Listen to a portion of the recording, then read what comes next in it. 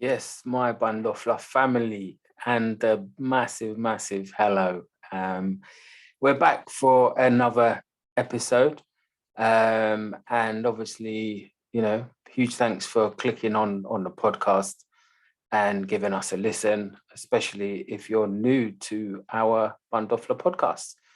Well, I think our regulars will have definitely noticed that the focus of Bandofla for now is more around quality than quantity.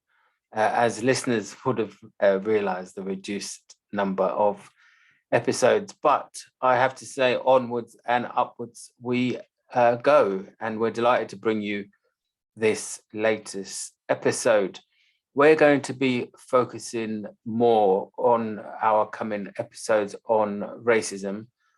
We've got some really tough stories, some great case studies of actual real life scenarios.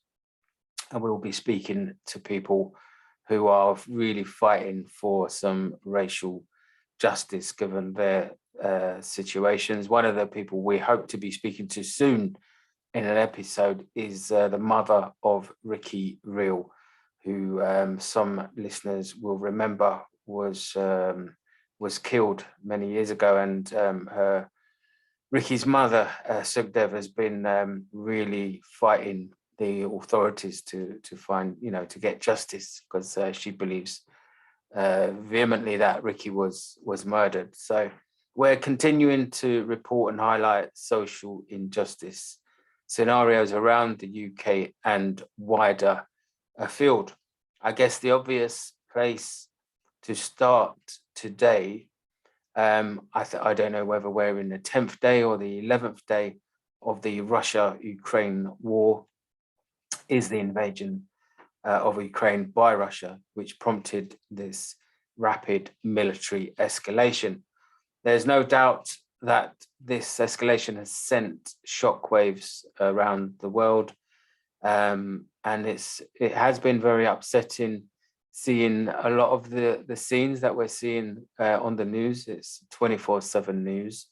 I think a lot of the world leader responses to the war has seen language that sends further shudders amongst the international community. And I think Bandofla speaks for the vast majority of people. We want to see peace and stability everywhere. So yeah, the language being used as probably, I think it's been quite irresponsible. And what we need now is cool heads.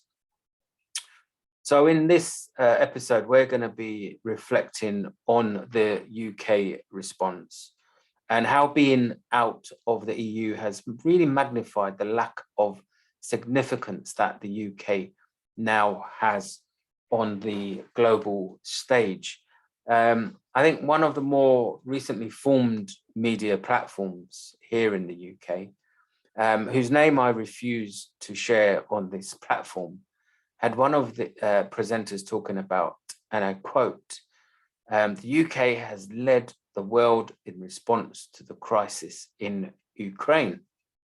Let that comment sink in. Do you agree with that comment?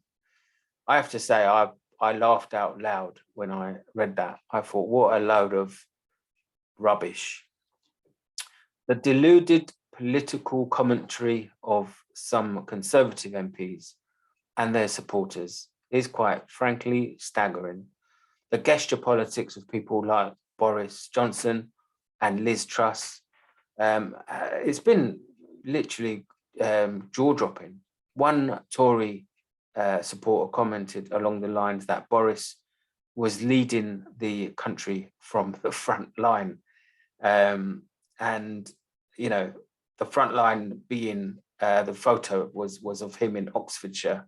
Clearly, Oxfordshire is not in the Ukraine. So this is the kind of bloody crap that some people are spewing to basically, move the storyline, shift the narrative away from Partygate, away from the Russia report, away from the fact that there's been so much money pumped in to the Conservative Party by Russian donors.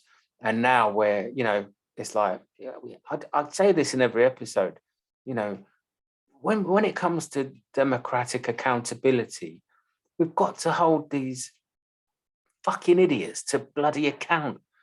Apologies for my language, but it does wind me up because they just seem to be operating, just how they want, and there is zero democratic accountability. So, getting back to the kind of gesture politics, an example of the utter gobshite, and if it's not Boris pretending to be Churchill, you got Liz Truss playing Maverick or Goose characters from Top Gun, posing for pictures in a bomber jacket with flight goggles. It's all quite shameless stuff. I'll be honest with you listeners, I was one of the people who actually didn't think that the war was going to happen. In the run up to the Russia invasion of the Ukraine, both President Zelensky and Putin were both playing down a military conflict. I was clearly wrong. In any war, there's going to be casualties, and sadly, there are hundreds of military and civilian casualties reported already. And as as ever in these tragic circumstances, there's a number of children who have been caught up in the casualties and have died. Many more are injured. As I prepare this podcast for you, I noticed that a huge missile hit a Freedom Square a day or so ago. There's a lot of talk now about, war crimes against Putin and Russia. But I mean, I don't disagree with that. But when you see what's going on around the world, and I will touch on this, I think the narrative is incredibly selective on, who should be punished and who shouldn't. There's some serious bad stuff going on around the world. There's a number of countries being bombed, but the media doesn't cover it. At least our media here in the West doesn't cover it. Obviously, the Ukraine-Russia situation is getting wall-to-wall coverage. President Zelensky, to some, is showing himself to be a great leader. At least this is the perception of many people watching this ugly episode unravel. Zelensky is a man who, until recently, he was plying his trade as a comedian, and he shot to political fame in an unlikely election victory. I guess this shows that the Labour Party here in the UK can still dream of electoral success if a comedian is romping to success in the Ukraine. In all seriousness, though, on one hand, you have a former comedian who is doing a brilliant job as a leader, a true statesman and president. Then, on the other hand, you have someone like Boris Johnson, who is a prime minister, and large parts of the UK and the wider world see this person as a comedian. So there's a bit of role reversal going on there. I've done some research into the Ukraine-Russian tensions, and clearly this is not a situation that has unfolded overnight. Those of you who are up on your international affairs will be aware of the conflict known as the Donbass Wars, where fighting has been taking place in Donetsk and Luhansk since 2014. Literally thousands of casualties from both sides are recorded. So this sore has not had an opportunity to heal and scab over. And it's fair to say that the wound is being itched by Putin, who now formally recognizes both these regions as sovereign territory of Russia.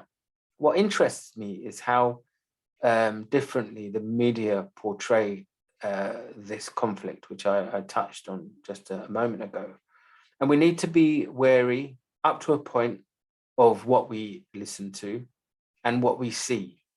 Personally, my default position is to switch off when I see the news or I see headlines in a paper.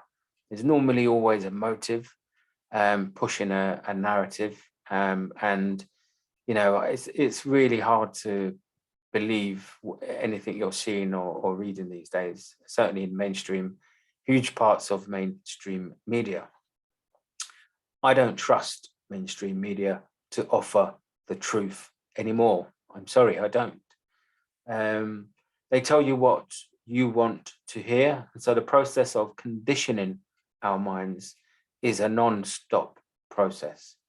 This is why Bandofla tries to encourage our listeners to give media platforms like Novara Media and Byline Times and political commentators like Peter Stefanovic a try, because I tell you what, they really don't hold back from saying what most media platforms are scared to say. So I think one of the things that people have started talking about in this Ukraine-Russia war is the racism that we're seeing in a war environment. Now, some of you listening might be thinking, what are you talking about?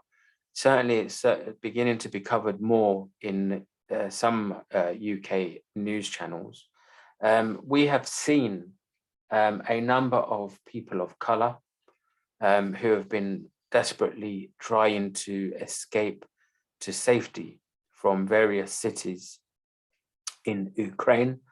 Many African students, migrant workers of Asian heritage, and they've blatantly been refused support. The the local population have been given priority. And if you are a person of color, you have been sent to the back of the queue, even if you was at the front of the queue, or I'm not sure what's worse, or even scenarios where you are not being allowed to leave. And we are seeing some really distressing footage of sisters and brothers in various border cities, desperate to get away from the fighting. The other angle, which does make me angry, and we cover a lot of issues around supporting the rights of refugees and trying to make sure people understand the reality around what refugees go through. Because again, it isn't, if you listen to the Daily Mail or other newspapers who try to paint a rosy picture, there's been some incredible refugee hypocrisy. If you look at the country of Hungary, I believe in 2016, I think the summer, when there were refugees escaping conflict. I think it was mainly Syrian refugees, but there would have been Afghan and Kurdish refugees as well. They were in, I believe, Hungary, and there was an image of, which really sticks with me, of a news or a camera person. I can't remember, was it a cameraman or a woman? And as these refugees were running past, they stuck out their leg and deliberately tripped this refugee who was actually holding a child. And you thought, what would possess you to do that?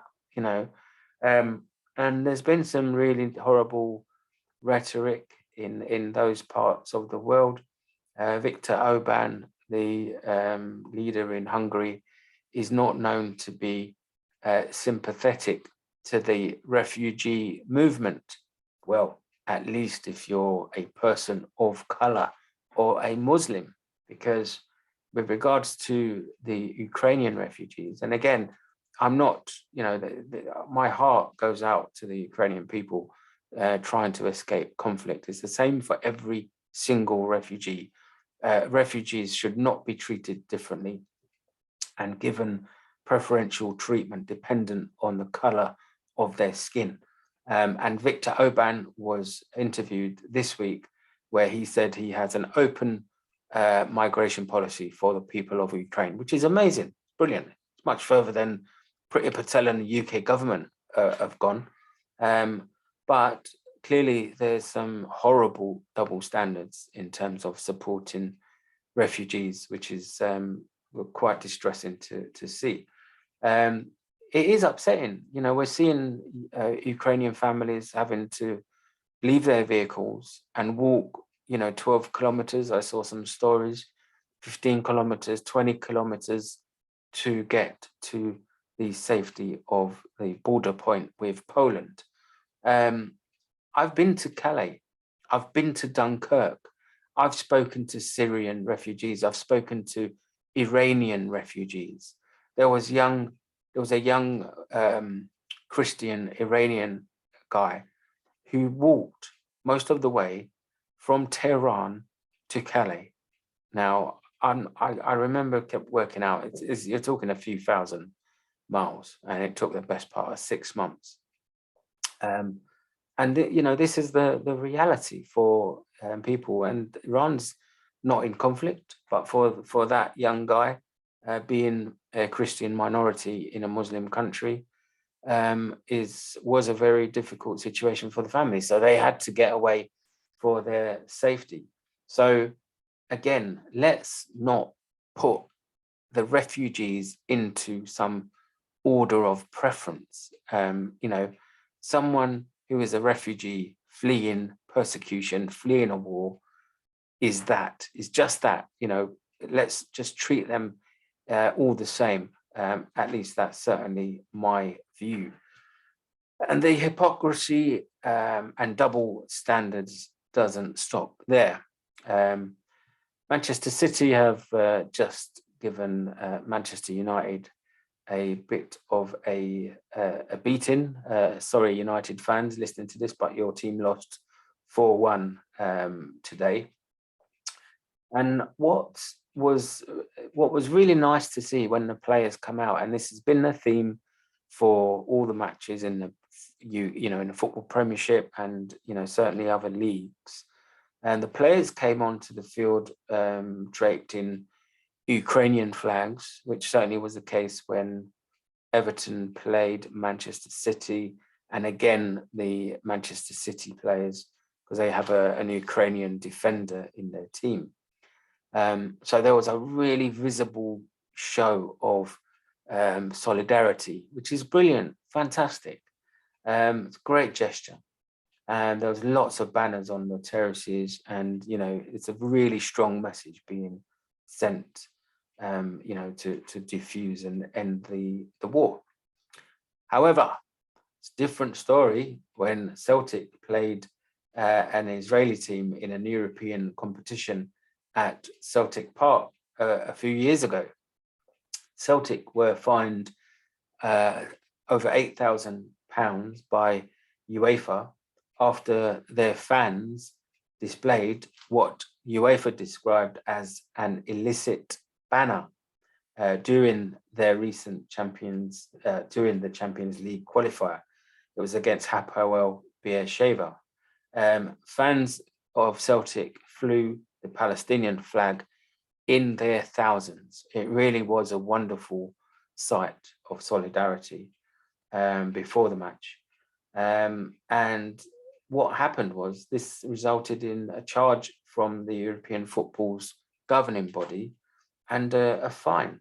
UEFA viewed the flags as illicit banners under Article 16 of its disciplinary regulations, and at a disciplinary hearing, the complaint against the Scottish champions was upheld and the club were fined. I'm not sure who made the complaint, but I will leave listeners to draw their own conclusions.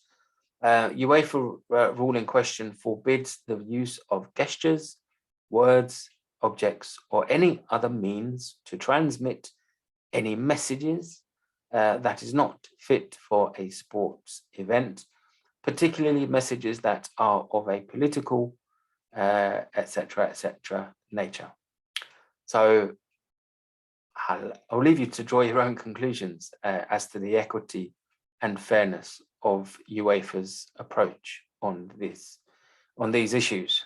Right, I'm going to go drop into more local issues around the cost of living, because like I said, there's a lot going on in the world right now, and it's important that we don't let the Conservative government off the hook. They have gone from one disaster to another.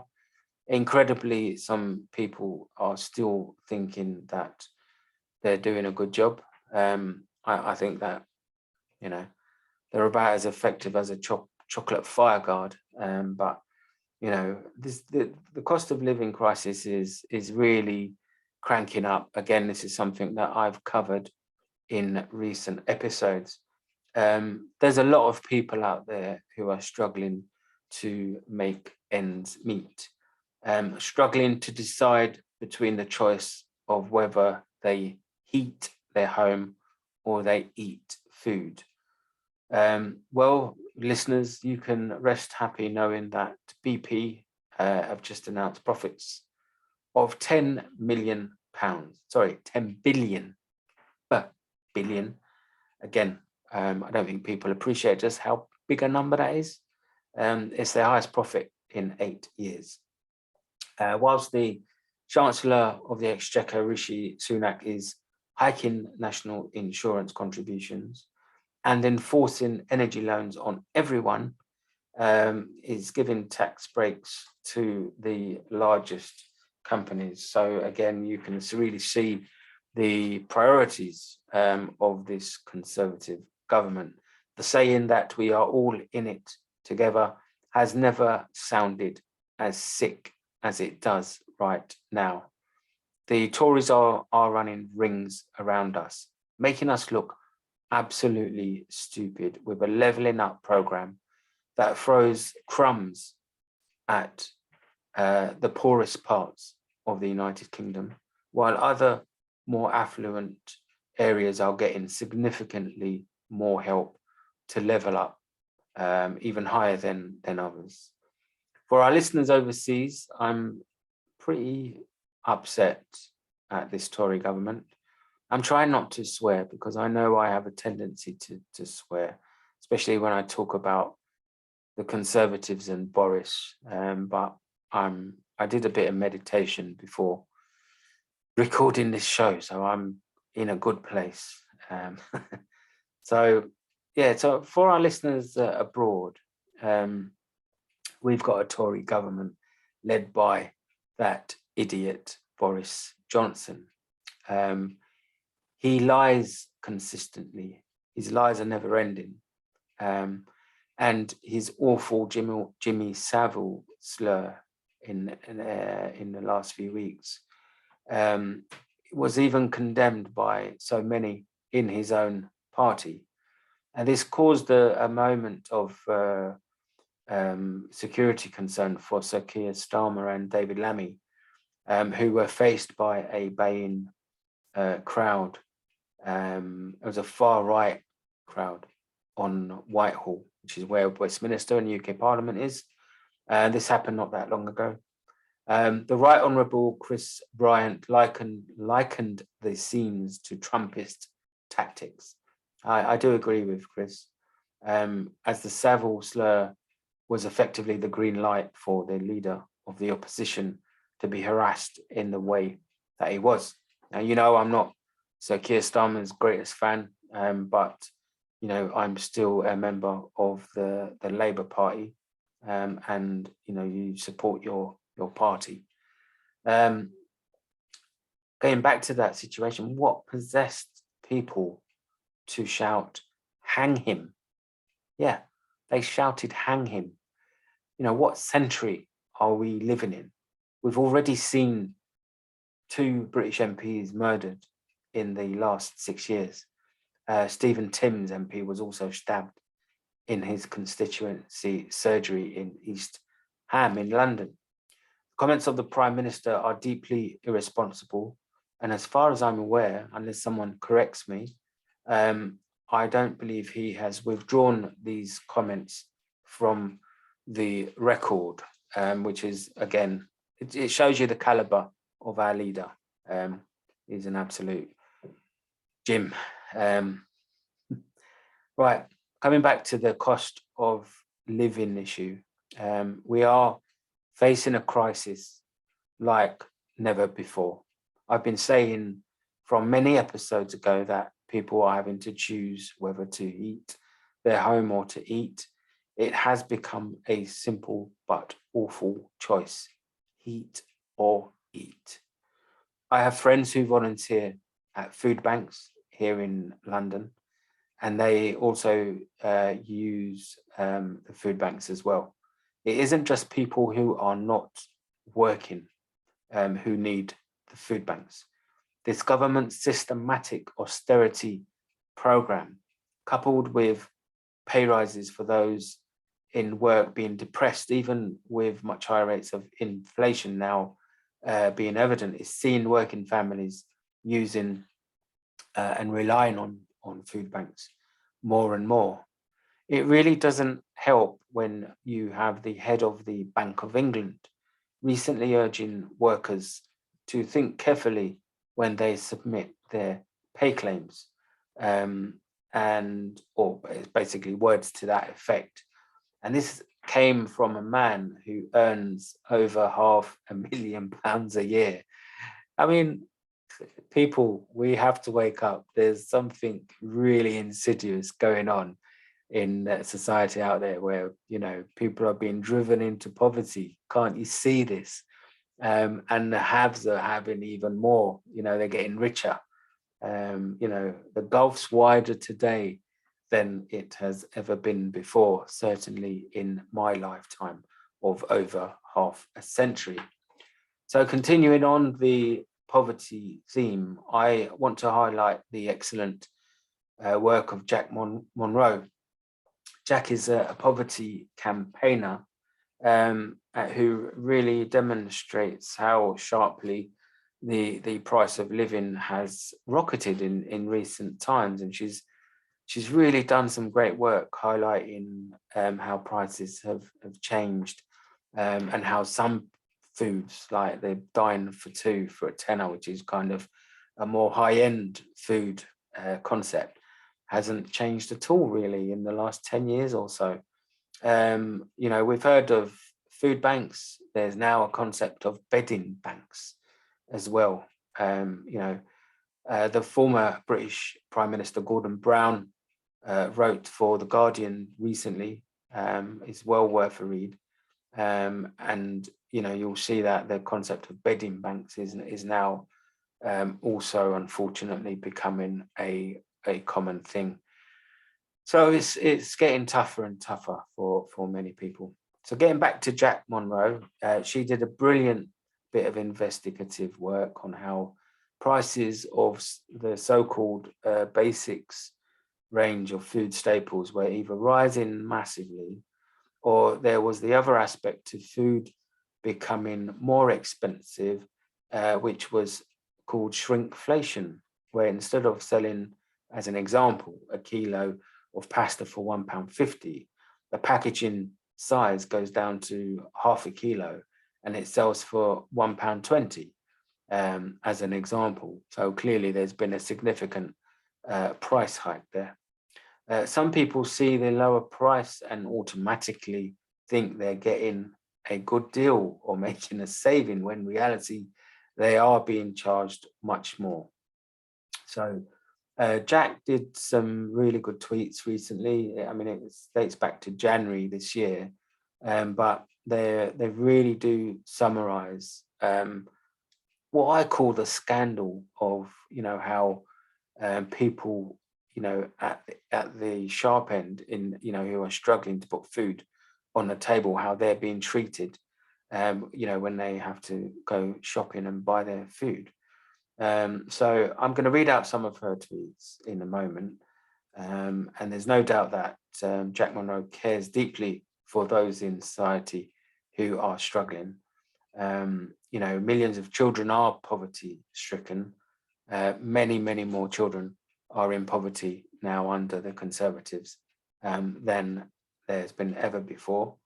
And couple that with the fact that, we have the fifth largest GDP, which stands for gross domestic product. GDP gives a measure of the size and health of the economy of that country. And the UK ranks a very healthy fifth. So it makes me wonder how comes there is so much suffering, so much poverty in a country that has such a healthy GDP. Someone or some groups somewhere are getting awfully rich because there's a lot of money out there. The GDP shows that. So somewhere down the line, there's some people getting stinking rich. Well, there's people who are stinking rich. Anyway, I digress slightly again, but I was about to read a number of tweets that Jack Monroe put out highlighting the unfairness of inflation and certainly how it's measured against the reality of the rises. Some of the tweets will surprise you, so bear with me a second. I'm going to read some of them out. So Jack tweeted back on the 22nd, 19th of January, actually. She said, the cheapest pasta in my local supermarket, one of the big four, was 29p for 500 grams. Today it's 70p. That's a 141% price increase as it hits the poorest and most vulnerable households. I'm going to read a few more. This time last year, the cheapest rice at the same supermarket was 45 pence for a kilogram bag. Today it's £1 for just 500 grams. That's a 344% price increase. And again, it hits the poorest and most vulnerable households. Baked beans were 22 pence. Now they're 32 pence, a 45% price increase year on year. A small bag of apples was 59 pence. Now they're 89 pence. And she commented that the apples are even smaller. This particular price increase was 51%. Curry sauce was 30p, now 89p, price increase of 196%. I'm not going to go on. Jack Monroe is at Bootstrap Cook on Twitter. She's a fantastic campaigner. She's also a very talented author. She's definitely someone worth following on social media. But you really get the gist of the points that Jack's making, points that I'm making in terms of how difficult it is for those people struggling to make ends meet. So sticking on the political bewilderment theme, can you Adam and Eve it? Gavin Williamson, the former sacked education minister, has been approved for a knighthood. Yep, a knighthood. You heard me right. He will now be known as, well, if you think I'm going to call him that three-letter word, you are mistaken. The man is a proper Egypt. And he made many school kids' lives and their parents an absolute misery during the earlier periods of the COVID pandemic.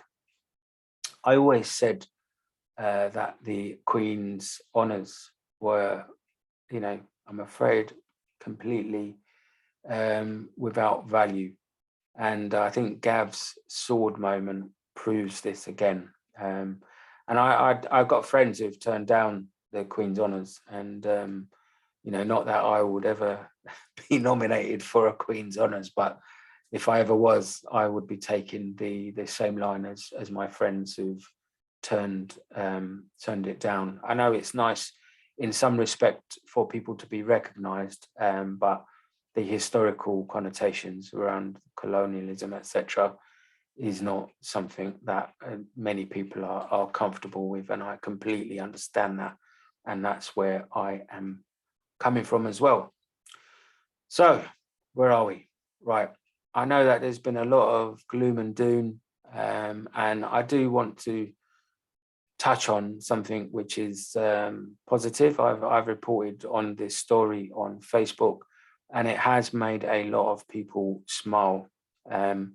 Now, you know the story of Ali and his family, the Syrian refugees who are currently living in very difficult conditions in a UNHCR refugee center in Lebanon. Ali, things are really, really difficult for this guy and his family. And, you know, when someone contemplates going and selling one of their kidneys, this is, you know, this is how serious and how difficult the lifestyle is. The man has begged me to take his children and somehow arrange to get them to come to England so that they can be given the chance of a better life.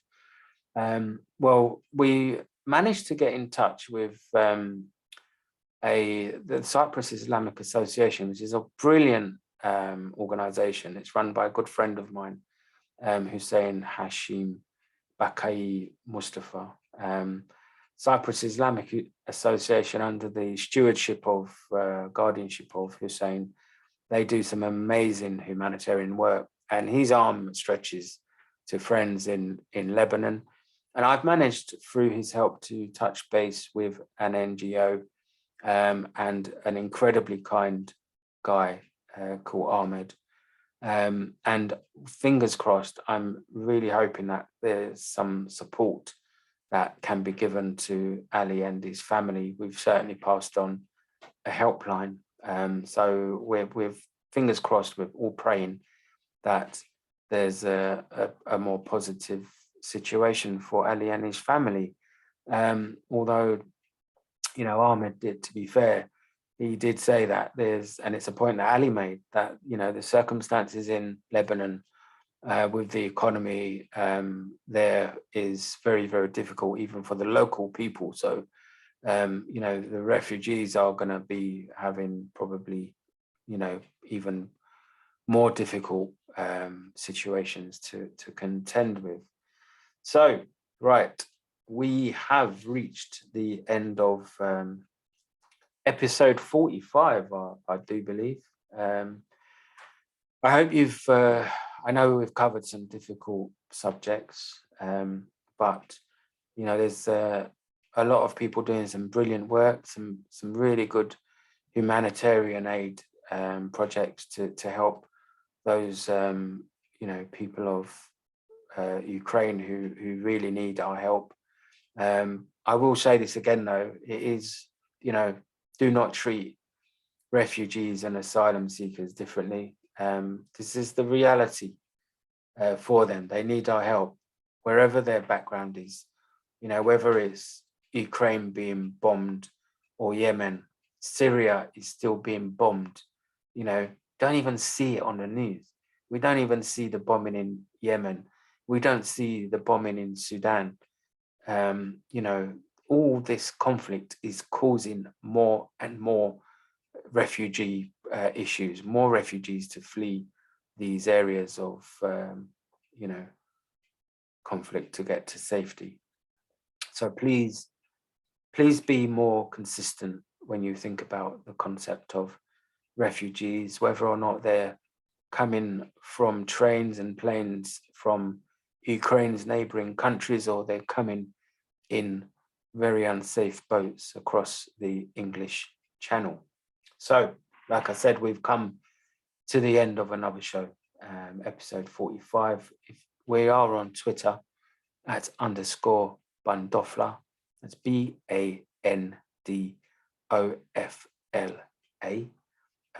The podcast is on Anchor. You can leave us actual voice messages.